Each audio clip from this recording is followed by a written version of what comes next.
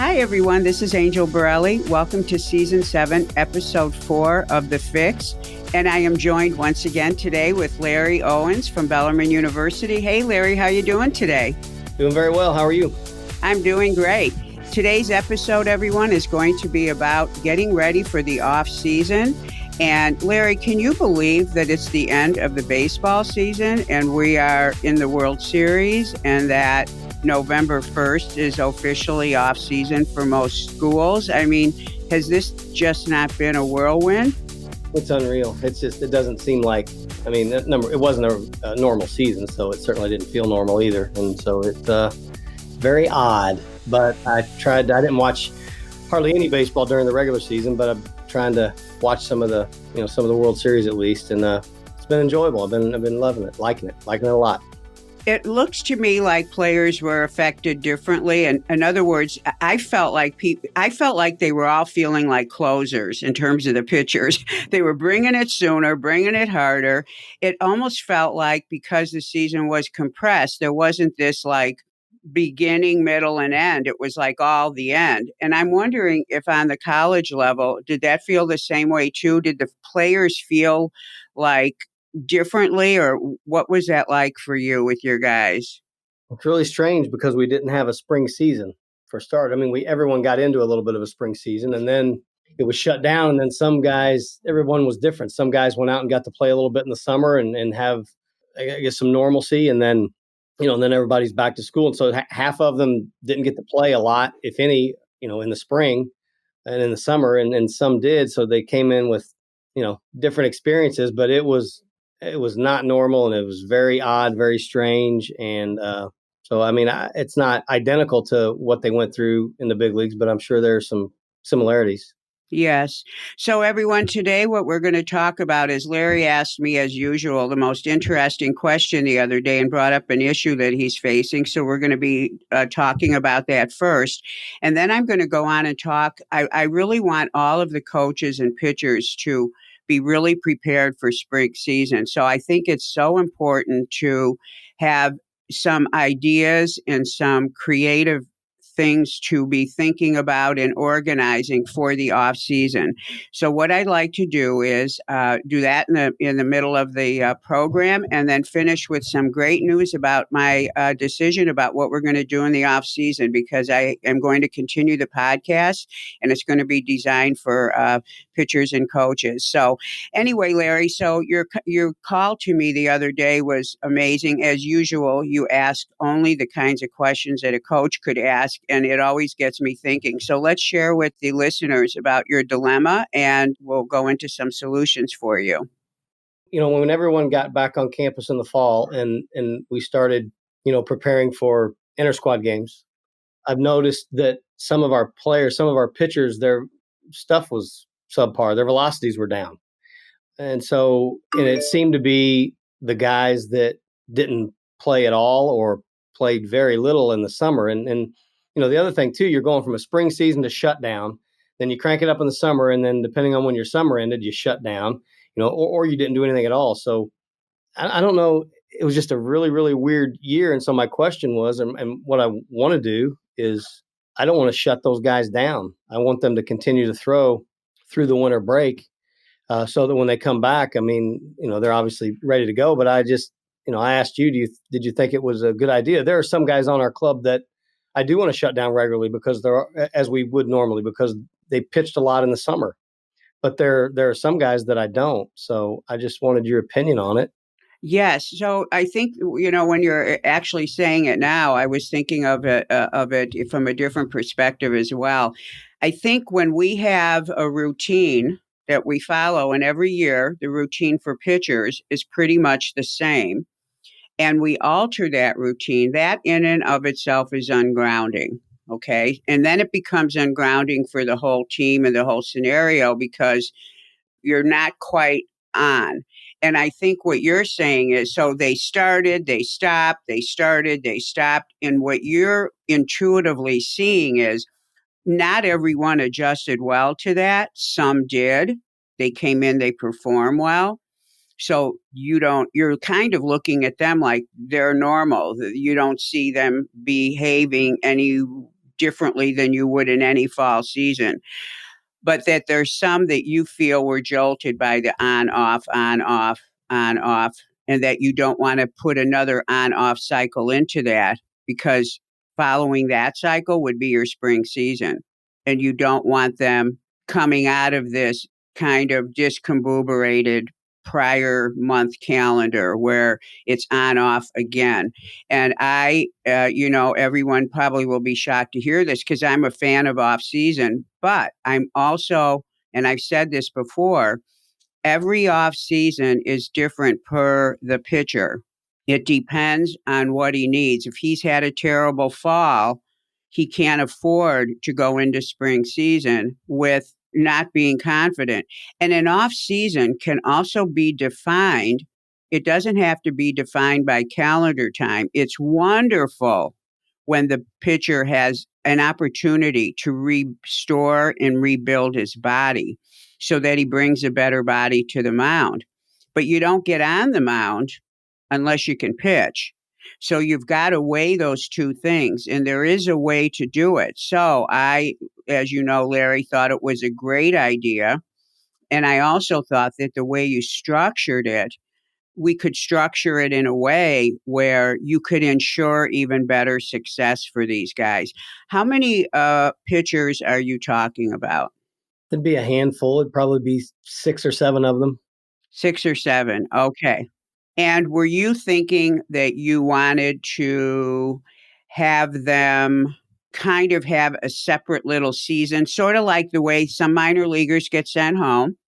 Like I just had my catcher is a minor leaguer, and he came home, and then he went back for a rookie ball or instructs or whatever. Yeah, I think it was, they called it rookie ball. I asked him, he said rookie ball. So he went back for a month, and he's coming home again. So are you talking about, or would you like for them to, everybody leaves and now they shift into a different gear, and then they have a little time to shift off, and then they come back for the spring? Or were you thinking take them straight through? No, and you mentioned it to me earlier that there needs to be a definitive end maybe to the fall. And then they take a week and a half, a small section of time that it's done, it's over. Don't pick up a ball, just kind of relax, and then get them into, a progression of building them back up, starting with obviously, throwing, no mound work, start progressing them, throwing them downhill in hopes that when they showed up to campus that they were ready to throw at least a couple innings to live hitters when they showed up. Exactly. Exactly. Yes. The reason why I said that is because if you're looking at them like they're not really doing their best, they know themselves they're not doing their best. And I think that when somebody has been trying, and not performing well, even us as human beings, we want to improve, but sometimes we need a fresh start. In life, it might mean I got to change where I live, or I have to change jobs, or I have to have 2 weeks off from this and then I got to go back to it, or whatever it is. That's just a natural human characteristic. And I think for sport performance, to acknowledge none of us are happy with what's gone on. So let's do this. Let's take a well deserved little break, a reboot, and that can be just a few days. And I've worked out a little few day plan for you. And then come back, and then let's start again, which will be the next cycle. And you can even give it a name, like it's a special thing, so that this is an isolated time. And I think that every one of the guys will appreciate that the disassociating from the past and then creating another move. And I think that in itself ensures that people will bring freshness to what they're doing. So does that make sense? Absolutely, for sure. So what I think is, so when I've got a guy who needs to be rebooted, I say, okay, we're putting the ball down. So those guys put the ball down the same time the other guys are putting it down. but you give them very specific instructions as to what they're going to do, and they've got to work out during that time. And the best way to reboot a body, and you can bring your strength coach in on this, you can have them consult them. Maybe they have their own training program. I'm sure they're all training, but the best way to reboot is to put the ball down, have a day off, 1 day off, 2 days off, and you can extend those days off for as much as you think you need. Most guys who know they're going to be coming back to throwing don't want too many days off. And I can tell you, as somebody who works out all the time, and I have to be at my best, and so do my pitchers, 2 days is about as long as you can go. And on the third day, you're getting antsy. I mean, that's when you know that you have to come back and perform. So let's say you say, okay, guys, what day of the week do you shut down, Larry? Are you shutting the guys down? Is it a Friday or a Saturday or? I haven't looked that far yet in regards to shutting them down. I mean, we have because of COVID, we've moved our end date for the fall right now is November 14th. Okay. November 14th. Okay. What day of the week is that? Do you know? Off the top of my head, I can look, I can tell you. I'm looking right now. November 14th is a Saturday, right? Saturday. Yeah. Okay. So on Saturday, you tell the guys, I want you to have Sunday off. You tell these seven, I want you to take Sunday off. I want you to take Monday off. And then on Tuesday, I want you in the gym, Wednesday in the gym, Thursday in the gym, Friday in the gym. You're going to take Saturday off, maybe Sunday off. And then on Monday, you're going to start to throw, and you're going to tell them that they will be integrating training within this next X number of week period. And in those 4 days in the gym, for example, this is the way I would lay it out. They would do chest and shoulders on the day one. They would do legs on day two. They would do back on day three. And they would do a big arm workout that includes forearms and wrists on the Friday. And then they've got Saturday and Sunday off. And then you begin their flat ground throwing program, where you're not flat ground throwing to condition their arm because they are already conditioned, but you're using it in you design. Now, what do these guys need? And how can we start to work on some of the individual skills on the field, flat ground? Guys are different on the mound. Now, we know flat ground has a shorter stride. We also know it doesn't have the trajectory. But sometimes the minute a pitcher gets on a mound, he's not really working from a fresh base. He's working from automatic pilot. So having a week where you say, hey, we're staying flat ground, but we're going to do some things differently. And the way you structure that is with some information that you have in your head about each of those seven pitchers. So what I'm seeing you do, and this is what I do. Let's say I was out there and let's say you said, Angel, I want you to create a plan for this. I would be meeting with each pitcher separately. I would be asking him what he thought about his performance and what he felt like. I would asking him about how he feels right now. Are you sore anywhere? What do you think was your biggest issue? And then I would ask him, tell me what you did right before you got here, at the beginning of this season. Some of them are going to say, I laid around for 3 months. Well, I trained. I didn't pick up a ball. I should have picked up a ball sooner. When you get the sense that a guy stumbled into the season and he wasn't prepared, and preparation is so key, he was trying to catch up the whole time. So he's the guy that you have to definitely make sure he feels a reentry phase that's to his liking, so that he can start again, even though he doesn't quote unquote need the conditioning, but he needs it mentally. Because, after watching these guys, the last few weeks, watching more baseball than I've ever watched, the mental thing, that's what it's got to be. And these guys have to be on mentally. And so to allow that to reboot itself is critical, and to let the physical part actually, benefit that and feed that. And another guy might say, I haven't felt right all season. None of my mechanics felt right. I just feel like my timing's off, etc. So you're going to get information. Then the next thing I would do is I'd be saying, Larry, show me, I want to see one pitch from each pitcher. give me one pitch or two views or whatever, and I'd look at it. And I take, okay, here's a guy who said, I just couldn't get in sync. I look at his film, he's got a timing problem. Awesome. Now, in flat ground, you're going to revisit, at least for him, if not the group. Because see, all of their issues can give you the menu. And you start with solving timing problems, solving sinking front leg problems, solving soreness in the back of the shoulder because they're not decelerating correctly, or whatever it is that they're telling you. And then you put together the menu. So once you have that information, and then you have that, and it could be a week where they're flat ground, or it could be 10 days. It really depends on what they need to get done. And then you go from there doing what you do best as a head coach, which is feeding in how we're going to approach this. And you start again with creative bullpens, not just, I am so over pitchers just getting up there and pitching and not having success. I had a pitcher who didn't have success, and he went on in the game without having figured out release points. Bullpens have to have a purpose to them.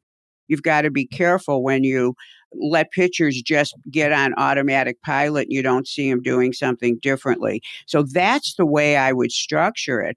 And then once you get it going, that's when you can take out a big calendar and say, you know what, this is great, and I'm going to do this, and we're going to build this pitch count up. And then guess what? 2 weeks before spring training or spring starts, when they have to report for their first practice, I'm sending them back. They don't pick up a ball. They follow the same gym workout plan, 2 days off after they do those body parts. Then they do another cycle of it. Boom, they're back at the field, and now you start again, and they're all fresh. Because these guys aren't going to need as much time off, but they do still need a beginning and an ending. And that's the way that I would structure it. And those beginning and end times for each phase can be per what you need, and also some of the rules of the school, regarding when you can be on the field. So how did that sound? Yeah, it's good. The thing that, the high schools may be different and different levels, but, here, once they're out of school, we break for Thanksgiving and we're not coming back till January. So once they're done here, I can't be with them. I can't see them do anything. That's a NCAA issue. That's a violation. So I can't be with them. For us, it's after November 20th. Okay, so you're going to structure what they're going to do. So you give them instructions and then they follow it. Correct. So during this whole phase, you won't be able to monitor it. Correct. Okay. So then but you can issue instructions that are complete. And can they go on the field? They cannot use school facilities as far as I know. They can't be on campus and do that. Not while we're not in session. So they have to, and it's common, and we get through it. They find other places to get their work in, and that's kind of an expectation. They know that it's not a big hiccup. It's not a big problem, not a big roadblock to. Yes. The downside is, you can't be with them and see them, but here with our guys, I trust what they'll do, and I trust that they'll come back ready to go. Right, exactly. As long as they have a game plan. And are they still in school to where they're still like a group? They still are like a little team themselves? Yes. They're in school.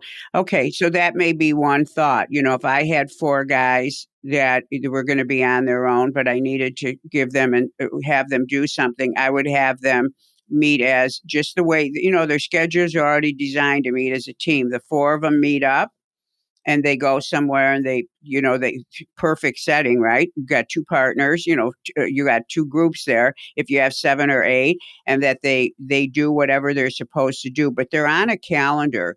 I work with pitchers that I can't see either because I work with so many long distance pitchers, and they call me for organizing what they're supposed to do. And I work in this situation all the time where it's a short amount of time, they're not with their team, whatever, and it can be done. All pitchers need is a framework, and especially for these guys, because these guys are there because they didn't handle their off season. And when I mean off, I mean before they got to you.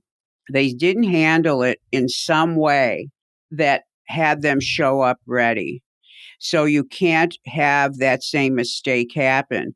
So you have to think with what you know and what you can do, some way of organizing it to where they are on their own, but they're still fulfilling responsibilities and that they have to be accountable for it.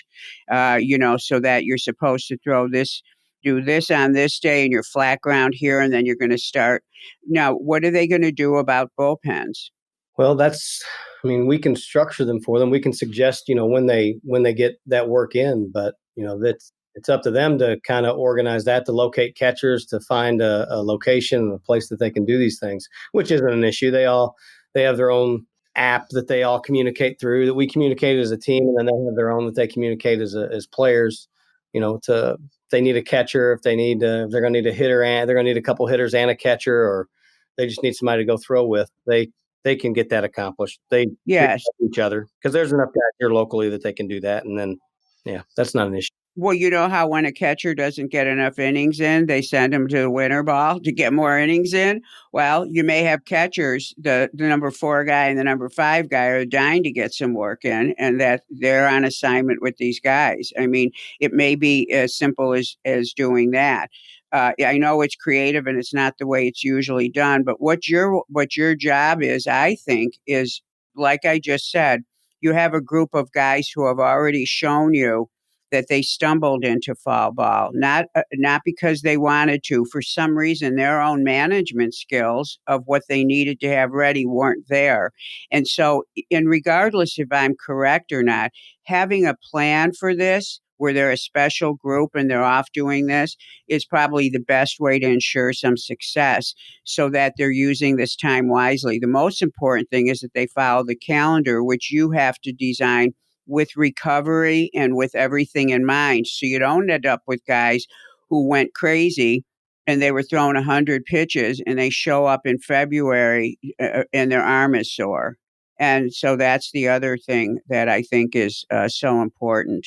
So does that sound like something that is doable? For sure. I mean, it's something that we've done it before. We do it every year. We're just going to have to do it a little bit differently this year. We're going to have to, get some guys started. We're basically taking what we would normally do with them and just going to start a little sooner, and then figure out a way to kind of extend it. I got to get them to the beginning or mid-January is what I have to get them to. So when there's plenty of time to do it, and I do like that, they don't feel rushed. It's plenty of time to get it done. Sometimes, like with the other guys that I will shut down, I feel rushed with them that they don't get enough time off. To me, the challenge that's more challenging than continuing to have some guys, to not shut guys down. Shutting the guys down and not feeling that I'm rushing them. That's the challenge, I think, to me. Mm-hmm. We'll have plenty of time with the guys that we won't shut down. That's my feeling anyway, unless you feel differently. So you're saying that you're concerned. I'm confused. Are you concerned? So right now, with the guys that you have, all your pitchers, are you talking about both groups, like the whole squad, your whole pitching staff? The group that we will not shut down, that will continue to throw, I won't feel rushed with them, and we can continue to do something very similar to what we've done in the past. I won't feel rushed bringing them back. The group that I always feel rushed with, since we end fall baseball at the end of October typically, and now we're going to end at the middle of November, you know, we're going to shut those guys down for a little bit, but then you got to start them back up again so that they're ready to go Right. in January. Then sometimes I feel like we don't give them enough time off. Yes. So now you're talking what I have to do every year, which is I have to take I have pitchers in the minor league, I have pitchers in college, I have pitchers in high school, and I have a youth pitcher. And the youth and the college go back February 1st. The minor league goes back March 1st. All of them have had different shutdown days because of the crazy schedule where some seasons went later. The minor leaguer had to pitch right up till the last day. I mean, when they were sent home, they still had to put in the innings because I don't have to tell you, they need so many innings. And so they didn't send them home because they have to be ready to come back and see those innings in the spring. So we had the exact date for that to get all the innings in. And we had the shutdown date, which was, I think, at the beginning of November. So I've got guys that are on all different off-season schedules. I've got guys doing those late showcases. And so, yes, so that is the deal. But that is very, very doable, because the thing is when a pitcher is in a full off season, when you bring him back, you have to recondition his arm, and then you have to start him slow to build up his arm on the mound. When he hasn't had as much time off, you can change that cycle. You can change the flat ground and the pitching cycle, because their arm is more ready than it usually is. In other words, think of it as, it's not a full off season of the arm, it's a break. It's a time to restore their arm, and they have to do it in the gym. And this is one of the things that I think can be more. My guys do well because they're on systematic programs. They have me. I have to make all their decisions for them. They just follow it. They love it that way because their plate is full and just doing it. And I think sometimes guys go off into off season and they don't know exactly what they should do, so that when they come back to you, they're already handled. So when you are shutting down on November 14th, and your first day of practice is February 1st, correct? Our first day of small group work is January 15th, and then full team practice is January 29th. Oh, that's right. And when's your first game? February 19th. Okay, February 19th. Okay. So January 14th to February 1 is when are you doing inner squads and seeing where they're all at, et cetera, and you're getting them, they're doing bullpens? Well, we can't have the whole team together until the 29th of January. Okay, cool. So you're having groups come in, and what do you do with groups? Do you have pitchers and catchers, or? From the 15th to the 19th, usually the spring or the early spring, it revolves around getting pitchers ready. And you do what you can to do to get your team ready with Okay. team fundamentals and everything. But they will be in small groups from the 15th till the 29th. Okay. They'll more or less be simulated games with the catcher, the hitter, the pitcher, no defense, because they'll be in smaller groups. Okay. So here's the way that I do it. January 15th, when they're supposed to come to you, and that's when you as a coach says, okay, we're going to start getting ready. No disrespect to coaches, but I tell every one of my pitchers, no, you don't go to your coach and then rely on what he's got planned to get you ready, because his plate is full. The team it's in a crazy state because of all the rules about when you can get on the field. I said, you do your coach a favor and you show up ready. You don't have to be ready maybe with the full pitch count, but you do have to be ready to continue what you've already started. So if I'm doing a schedule for one of your pitchers, he's going to be conditioned to whatever pitch count I can get him to, so that between January 15th and February 1, he's already at 79 if he's a starter. And if he hasn't been off for that long, he can get to 45, 50 pitches if he starts throwing again sometime at the end of December. And if he's left you the middle of November, he's got 4 weeks. Now, what's the beauty of this? The thing is, when you have this shortened schedule, the gift of it is that you're not starting from the first base. They haven't been off that long, so they can jump into it sooner. So they're going to have 3, 4 weeks. And listen, a pitcher who's in between cycles, he can do amazing things with his body in 3 to 4 weeks. I had had a pitcher once where it was a mess, and he only had about 3 weeks. But at the end of the 3 weeks, he was ready to throw. He couldn't wait because he had trained so proficiently. And then all he had to do was play catch 2, 3 times, not for 2, 3 weeks. And then he's ready to take the mound. And now he's bringing what he worked on in that off season. So the off season of training, if it's targeted towards pitching, then he's going to be good. The other thing, Larry, and I know you have your guys doing my first pitch strike program. You rely on that. You tell the pitchers, I need you doing this program 5 times a week, once every day. That program will have their arm feeling like it's in shape. So they do that in addition to their training. When you do that program, that first pitch strike pre pitching program, it's like they're throwing. Right. So they never get out of throwing shape. So November 14th, they're done throwing. They train till December 15th, whatever. They're doing the first pitch strike. They start playing flat ground probably 3-4 times. They start pitching. They've already had X number of bullpens by January 14th. And now they continue those bullpens. You want them continuing with their bullpens, not just starting them. But so there is a gift when, if you're going to be jammed up, this is the way to be jammed up. You can get all the components in. And I think to the audience, this is what I mentioned, I think, in the last show. Just make sure you get the components in and give each component as much time as it needs. And you do that by reverse engineering when they need to show up. But nobody should show up to any job waiting for the job to get them ready to go. I don't care if you're a high school pitcher, you're in grade school, you're in college, you show up in the middle of the process. So you're just sailing right through, going on schedule. Oh, I showed up. My last bullpen was 44. I'm at 48 now, coach. When do I do my pens? And you keep on that schedule. No pitcher, even if you're not jammed up, I never send a pitcher back assuming that the coach, that month with the coach or that 6 weeks with the coach before their first game, that leaving it to the coach to get them ready. They need to be concerned at that point about throwing strikes.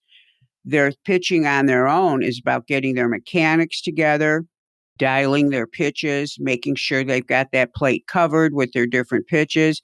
And then once they show up at the field with you, then they're more thinking about pitching and really, creating that kind of performance that they want to create on the team. So does that relieve you a little bit? Absolutely. I like the band work makes sense with especially the program that you have that works all of the muscles in the way that they do work when you throw, so that, where they're not throwing, but they are getting the work and the conditioning or strengthening. Yes, they're not getting out of condition. Plus, they're also training and they're putting their bodies back together during that off-season training program. So, and I think, to move on with the topic, I think that, there was something that a pitcher said this morning. He was being interviewed, and it was actually Charlie Morton, and the guy who was interviewing him said something. He said, so when I woke up on the day of like a World Series game, I would say, let's see, his exact words were, am I ready? Is this my day to shine? This is what he said. He was telling this to Morton. He says, is this my day to shine? That's what he would say to himself. Morton shakes his head and says, that's absolutely not what I say to myself. He says, what I say to myself is, did I do everything I could to prepare for today? And I loved that answer because in that answer, there's a lot of things that are happening to his insides, because every time you utter a word, your whole system on the inside starts to make a shift in chemistry and everything. The guy who is embellishing his performance, like, I'm going to go out there and I'm going to throw strike after strike, he's setting himself up chemically in a way that may not be advantageous to the job at hand. Morton's answer is more like, I have a responsibility today. Did I do everything I had to do? Then he's probably reviewing in his head and he's saying, yeah, I did. So, and what he's doing is, one, not thinking ahead about what he's going to do, but thinking about what he did to get there. which keeps him in a space where then he gets up there with that responsibility and he just throws the pitch he needs to throw. And that to me was the best answer. And I think that's what we're talking about here. We're always talking about pitchers being prepared. And I think that it's not just the preparation they do for a game, but it's also the preparation they do for what's at hand. That is why my job with people who hire me is to make sure they're prepared for you, Larry. I would never send one of my pitchers to you and he comes to you and he's like, okay, what do I do, coach? I haven't, okay, it's off season and now here I am. Comes to you ready to go because that is really the way they need to be doing it. Plus, it's their job. And their job, once they get to you, is to perform and to keep their job. And I think that there isn't enough of this talk about the way a pitcher needs to manage himself for his seasons and for his games. So this preparation thing, and I loved Morton's answer, didn't you? Yeah, no doubt. That's what it's all about. We're talking about from more of a physical, in my opinion, more of a physical standpoint, getting them ready to pitch. But then, you talked about, and I was going to comment on it earlier, but we got by it. But like their side work too, when you're doing your side work, not just throwing to throw. I mean, you're throwing with a purpose, with some Exactly. you're preparing. Your work should include things that you're expected to do during a game. You're expected to throw, number one, a lot of strikes. Well, practice strikes. If it's first pitch strikes, if it's execute fastballs to both halves of the plate, secondary pitches for called strikes. I mean, practice things that you're expected to do in a game. Don't just and have some structure to it. So that's just a small piece to what the Exactly. whole discussion is. You're preparing. Show up prepared. Show up ready to go. Yes. And the other thing about what you're mentioning with the bullpens, because this whole thing about preparation, I mean, that's all of what we're about. And that's what the next segment of my off-season podcasts are going to be about, preparation for the season involving training, etc. But this thing in the bullpen is so critical to me. And I don't see pitchers ever doing this. And I actually, I've been doing bullpens with pitchers for a long time, and I've evolved also as I've started to understand more about what their job is. I mean, I've said a million times, my back is to the plate. I'm watching the pitcher. Well, as my younger pitchers and all my pitchers started growing up and getting on college teams, minor league teams, I also was still growing in my skill. There's not a day that goes by where I'm not improving my skill with research or something. And now I'm looking at the plate. I've been doing this for a while. I got involved with the fingers, the wrists, the grips, the pitches, and now I look at the plate. And once you start to bring that in, and I don't have to tell you, what the pitchers do with that ball is absolutely amazing. So I started going back to the bullpens with just an altered consciousness. You can't help. That's why, as professionals, we need to expose ourselves to new ideas and new ways to look at things because we unconsciously are improving ourselves. We're no different than them. We have to perform as well. And so I'm now constructing my bullpens differently. And I think there's this fear of repeating a pitch too many times. And I think what gives repeating a pitch too many times in a row bad press is that darn curveball. Everybody thinks, oh, you remember, the old saying, oh, the curveball, it's so dangerous. And then, of course, ASMI came out with the research 20 some years ago, maybe more, maybe 15 years ago. The curveball does not produce any more force around the elbow than the fastball. So why are we afraid of the curveball? Well, who teaches the curveball to most pitchers? Fathers, not pitching coaches. And so when you're throwing a curveball incorrectly because you use your forearm differently, you're actually using your forearm in a different style than any other pitch, then you can get fatigue. And so then people think it's bad. And so then they would hurt themselves. And, then it's the saying of, oh, go over the top, go over the top. And you see kids coming in. I can only imagine what it's like for you when you work with youth pitchers, Larry, to see a team of pitchers all throwing curveballs in the most crazy ways. And the curveball itself is not bad. It's the way it's taught and practiced. So I think from that, pitching coaches and people started thinking, well, I better not throw too many fastballs in a row, or I better not throw too many of this. No, guess what? The only way you learn something is to repeat it. And sometimes you have to message your body in a very specific way. So if you're mixing up, let's say you've got a guy who's got a real problem with his fastball. Well, if he isn't working on that directly and consistently, and let's say you say, oh, well, I better throw in some other pitches. And let's assume we're not in season.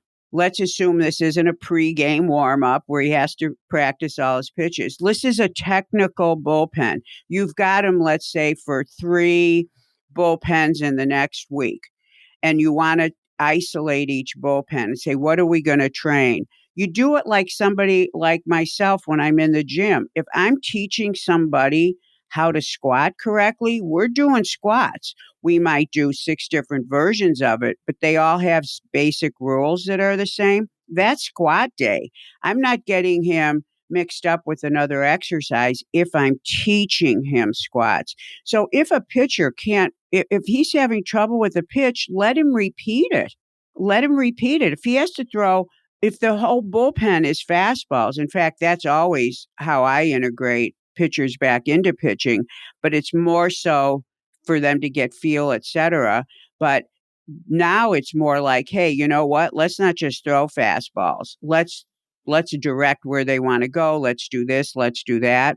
So I think even with the off-speed pitches, if a pitcher can't throw something, and during practice, in order for them to be prepared, they have to master.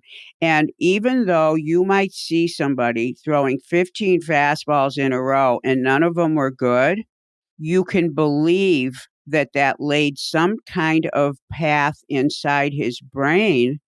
And in fact, the whole time he's doing it wrong, the inside of his body is going, nope, that's not right. Nope, that's not good. He might be saying it to himself. And the next time he comes out, he may be perfect. So the way us coaches, and actually this is a teaching thing, right before somebody's about to learn something, their performance usually goes down. They'll be working on something, working on it, and then they come in one day and they go, oh, I just had the worst time. I just don't think I'm learning. And I go, yes, guess what? You're almost there. And I'll be darned if in the next moment there isn't some breakthrough. So exposing and creating the environment to learn requires repetition. So coaches have at it. Now, if somebody is so bad at it, but they're bad not because they're having location issues, their mechanics are bad and you're worried about them hurting themselves, well, your job is to have them repeat those mechanics regardless of location. Now you're not working on the location. Now you're working on getting the arm in the right place. And between you and feedback from the pitcher, you'll know when the pitcher is done for the day with that. But stick with something. In other words, let's not expect people to learn or pitchers to learn differently than the way we learn everything else in life, like driving, like typing, like all the things we do that are automatic. We kept at it, just like the reason why we walk is because we stood up and fell a million times before we were able to even stand up. What do you think about that? Just like there's segments to everything. You're talking about throwing a lot of pitches, I want to work on breaking ball today. There's nothing wrong with isolating a breaking ball and working on it. I mean, that's great. Like anything, you want to work on a specific skill or specific pitch in this case. I think it's okay to throw a number of them in a row. Maybe, and I kind of compare this to like resetting or rebooting. I threw 5 breaking balls and still not quite getting it. I can throw a fastball and then come back to it or resets. The other thing that I'm always cautious of when we throw our sidelines, and I think it's important for the pitchers to have a structured sideline. I encourage them to create their own side. I give them a general template to follow, and then they, maybe depending on what they want to work on that day or depending on what they like, they structure the sideline so that it's kind of segmented. The thing that I'm cautious of during the season and when they're throwing sidelines in preparation for their next start would be that we don't throw too many of one pitch, especially breaking balls or secondary pitches in a row, because I still don't. I think it's also important that you don't lose feel for what it's like to throw pitches off of one another. No, absolutely. The pattern is different. Well, so now there's a different goal. In the off season, you're working on pitch development, and in the in season, you're working on what I call the package of pitches. Like I say to a pitcher, "What three pitches in a row do you think would dazzle the hitter?" And they all have an answer for it. And I say, "That's what you're practicing." So now that is a package. That becomes the unit they're practicing in addition, because you're absolutely right. You have to match what the need is. Right. Yeah. I thought it was important to maybe clarify in case someone maybe misunderstood that, I want to go work on my breaking. So I'm going to go throw 10 breaking balls in a row. Well, I mean, maybe that's fine in a segment or a portion, but it's also equally as important to be able to, throw pitches off of one another. For an example, when we throw sidelines, I don't encourage our pitchers to throw more than maybe two or three breaking balls or changeups in a row before they at least mix in a fastball so that they hopefully can become accustomed throwing pitches off of them. No. Well, no, actually, that is what I meant. So let me clarify. We're talking about, and this is the difference, or this is a skill thing that I'm talking about as a strength coach, as a teacher. You are either working on an individual skill, the skill of, let's say, throwing a fastball. And by the way, the nervous system needs 20 repetitions to learn things. So teachers, like in the gym, I structure things that way. If you're teaching someone an agility drill, you've got to repeat it. 20 is usually the pattern that somebody will get something. That's why your teacher made you write a sentence 20 times, because your body takes it in. So the skill of throwing a fastball, let's say you've got a youth pitcher who doesn't know how to throw it. Let's say you say, this is the skill we're working on. On another day or on the same day, the skill of mixing in the pitches after each other to switch from one to the other, that's a different skill. And you can take the bullpen and you can break it up into, we're working on the skill of the fastball. So you're going to throw 15 fastballs. Now we're shifting to a different skill. And in your head, you know this. This is what gives a bullpen some concreteness, not having it be abstract. Now we're going to work on, let's see if you can throw that fastball when you've thrown a changeup before it and a curveball or whatever. Now that's a different skill. So the pitch is one skill. Each pitch is a skill. The throwing that pitch is a skill. Mixing it in, coming off the others is a skill as well, which may or may not be able to even work if you didn't learn the other skills. So no, I wasn't being, I was saying, but what I'm saying is it's a different skill.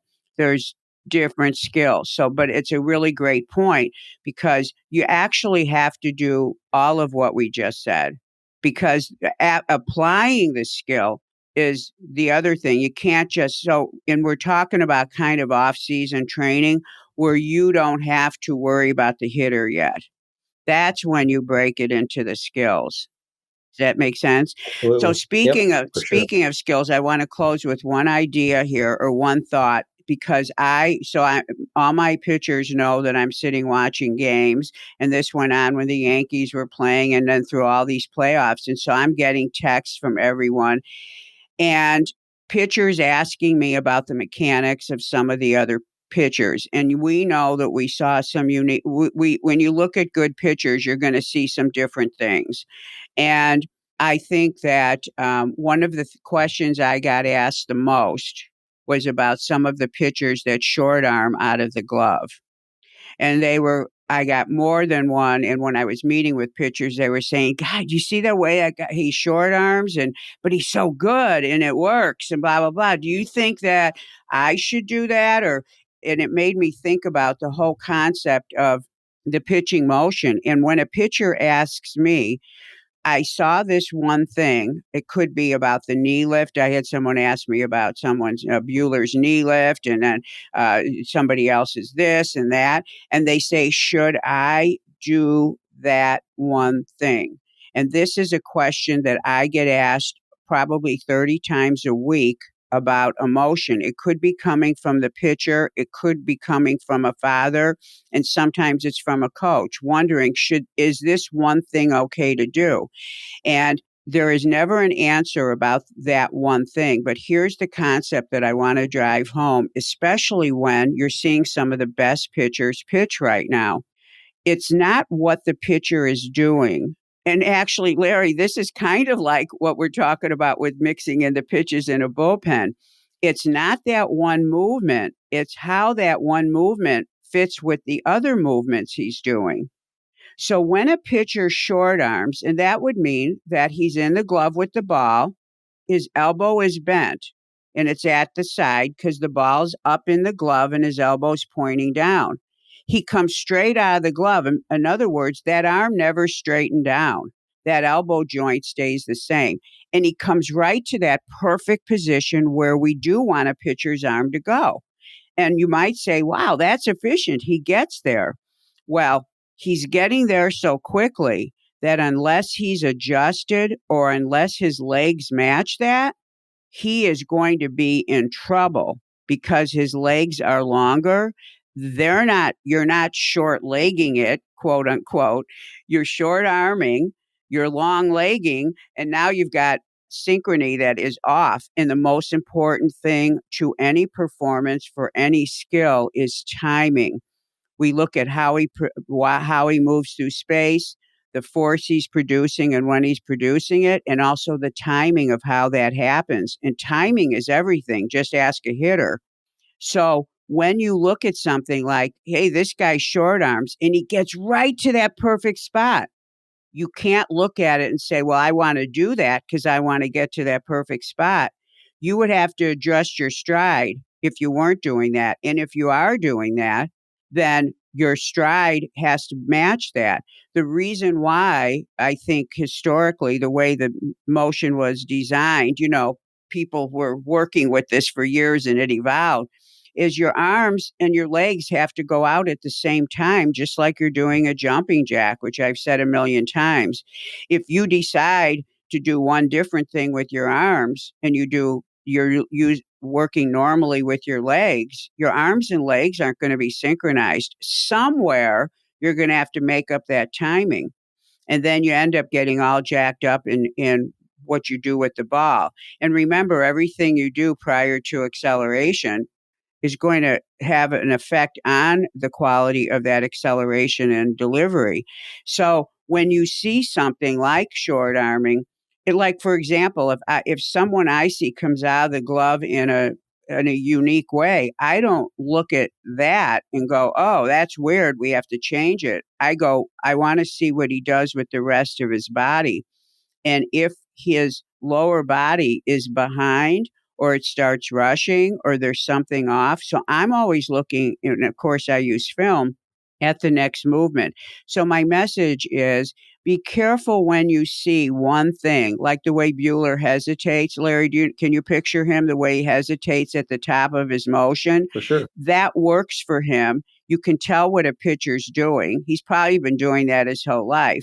But you have to be careful about if you decide you're going to shorten or lengthen something or hesitate somewhere or speed up somewhere, you've got to remember the motion we talk about it in pieces, but it's a lot of little pieces that make one big thing happen.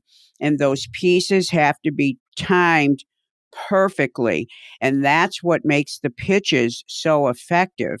And if you're off with your body, what suffers is the end moment, which is your hand. You can't be doing anything that jars that release. So be careful during this next week of games, when you hear your kids or your players or whatever saying, I want to do this like so-and-so or do this like so-and-so. It's different if they're talking about a grip. Like, hey, he holds his two seam this way and that's the way I want to hold it. And he plays around with it.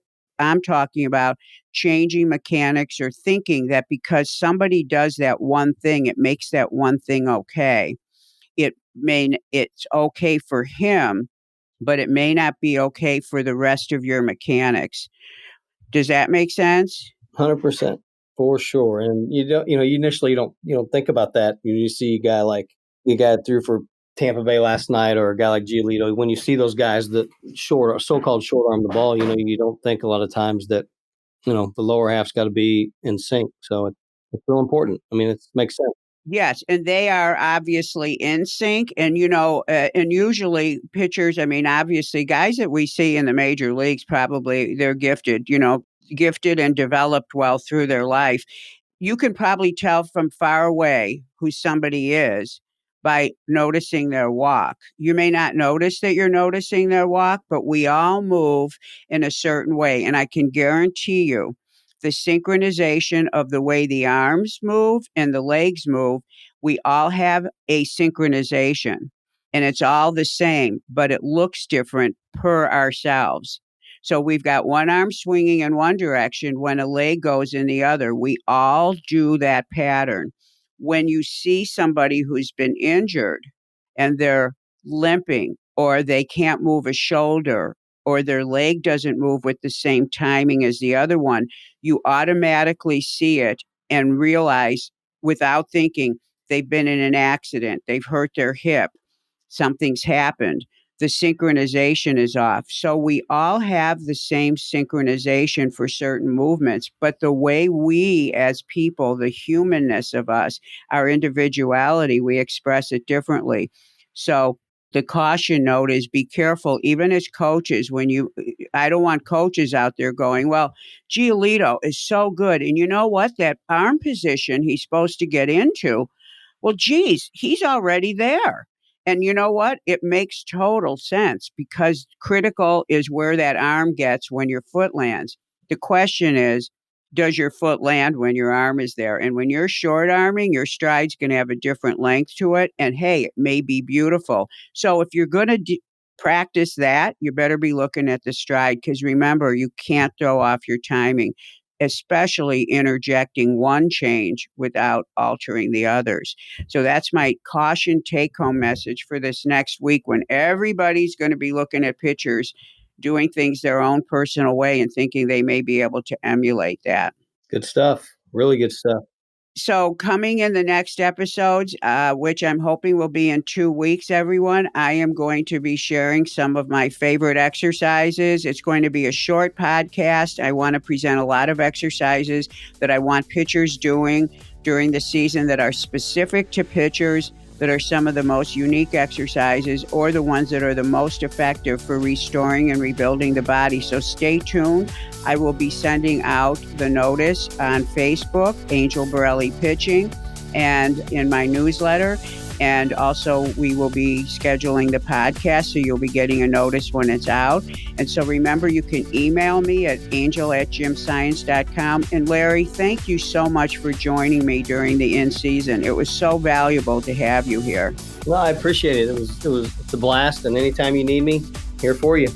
Absolutely. And I will be taking you up on that. Okay, everyone, I'll be talking to you soon. Thank you for listening. Bye-bye.